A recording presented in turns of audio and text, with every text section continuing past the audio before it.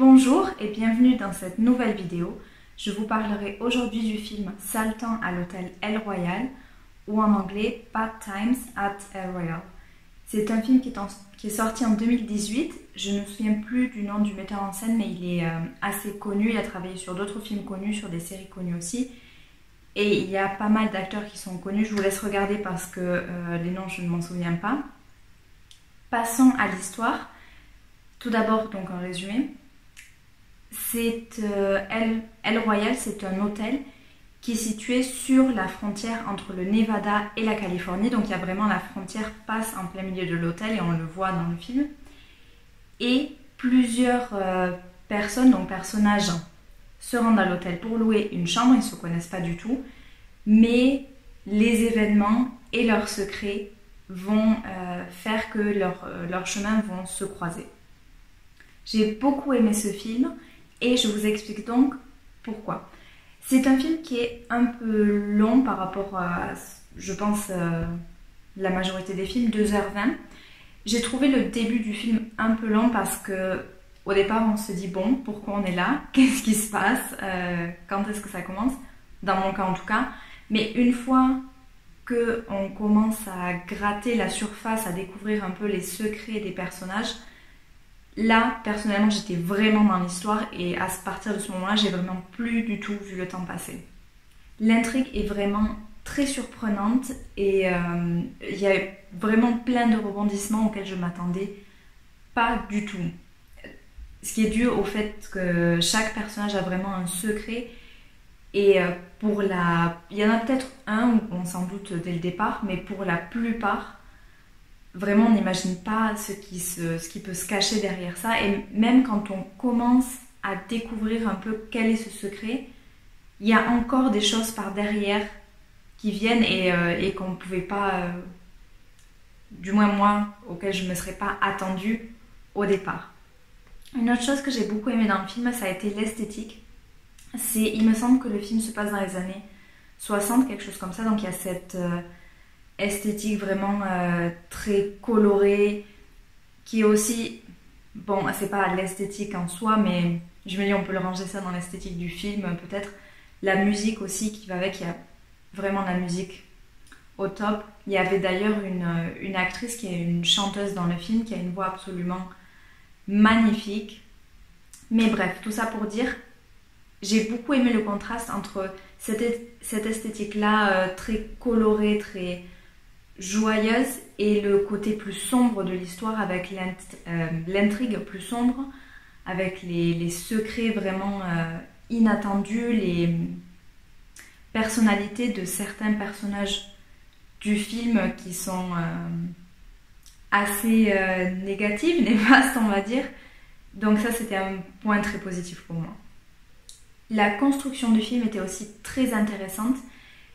Je ne suis pas assez cultivée sur le sujet pour entrer vraiment dans les détails et voir toutes les petites choses, mais j'avais vraiment une impression de regarder un peu comme une pièce de théâtre. Donc par exemple la première scène, il y a vraiment cette scène un peu classique où les personnages sont présentés, donc ils arrivent comme ça tous un à un, se retrouvent tous dans la même pièce, sont présentés avec leur nom, plus ou moins leur histoire, pas tout à fait, ça dépend des personnages, etc. Mais il y avait vraiment cette atmosphère-là, déjà un peu théâtrale dès le début, et même plus loin dans le film, il y avait un peu comme des scènes en fait, vraiment comme au théâtre, où on a cette scène-là qui se passe à tel endroit, fin de la scène, puis on a cette scène-là qui se passe à tel endroit, fin de la scène. Donc c'était vraiment intéressant, surtout que parfois on avait la même scène, mais vue de différents points de vue, donc on avait à chaque fois des informations complémentaires, très surprenantes. Donc c'était vraiment très intéressant. Je ne veux pas aussi trop entrer dans les détails pour ne pas vous gâcher le suspense, mais si vous le regardez, faites attention à ça. Une chose par contre qui du coup nous rappelait que c'était pas une pièce de théâtre, ça a été les flashbacks. Il y en a eu pas mal dans le film. Personnellement, ça m'a pas dérangé. En fait, il y avait l'histoire, donc l'intrigue générale, et puis après, il y avait des flashbacks par-ci, par-là pour expliquer un peu l'histoire des personnages. Ça m'a pas dérangé, j'ai trouvé que c'était même pas mal fait. Peut-être juste le dernier flashback où je me suis dit c'est peut-être pas... J'étais un peu déçue pour plusieurs choses. Premièrement pour l'emplacement du dernier flashback que j'ai trouvé pas forcément judicieux dans le sens où ça coupait un peu l'intensité de la dernière scène ou avant-dernière scène. Et en plus de ça, j'étais un peu déçue par le secret du personnage. Je sais pas, je m'attendais à autre chose en fait. mais oui, sinon à part ça, j'ai trouvé que les flashbacks étaient quand même bien réussis. Peut-être que pour certaines personnes, ça sera trop de flashbacks. Pour moi personnellement, j'ai apprécié, j'ai trouvé que c'était bien fait. Dans la construction des personnages, j'ai trouvé qu'il y avait un équilibre vraiment très intéressant entre un côté un peu caricatural et un autre côté plus humain, psychologique. Il y avait vraiment un équilibre assez intéressant, je trouve. Et ce côté caricatural, qui était plus fort chez certains personnages, j'ai beaucoup apprécié. J'ai pas trouvé ça dérangeant pour l'histoire, vraiment au contraire. Et surtout que c'était renforcé par certains acteurs sont vraiment, dans le film, sont vraiment au top. donc c'était un vrai plaisir de voir ces acteurs-là jouer.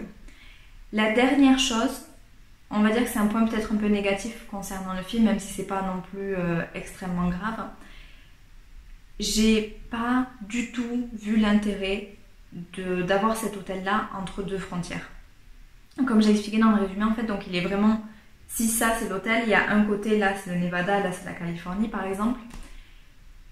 Et je n'ai pas du tout compris l'intérêt dans le film. Parce que c'était pas expliqué. Et je me dis, du coup, pourquoi le rajouter en fait? Peut-être qu'il y avait un aspect un peu métaphorique parce que je me souviens d'une autre scène où il parlait un peu de choisir ton camp, bien ou mal. Cette vision un peu binaire des choses. Peut-être que c'était le but qui était recherché en faisant ça, mais j'ai trouvé, en tout cas si c'était ça, c'était pas assez exploré. Ça l'était évidemment un petit peu par exemple dans l'intrigue des personnages, dans leurs histoires, leurs secrets, parce que comme je vous ai dit, il y a toujours quelque chose auquel on ne s'attend pas quand on découvre leurs secrets. Et oui, en fait, il faut tout simplement attendre. Il n'y a pas forcément, je pense à un personnage particulier, je ne dis pas lequel, où c'est pas juste bien ou mal, où la frontière est un peu plus floue, où c'est, enfin, plusieurs des personnages d'ailleurs, où on peut pas définir ça de façon binaire. Donc peut-être que c'était le but, mais voilà, je trouvais que c'était juste pas assez bien expliqué en tout cas. C'était donc mon avis sur le film Saltan à l'hôtel El Royal. J'espère que ça vous plaira comme film si vous le regardez. Et si vous l'avez déjà vu, dites-moi ce que vous en avez pensé. Et je vous dis à une prochaine vidéo.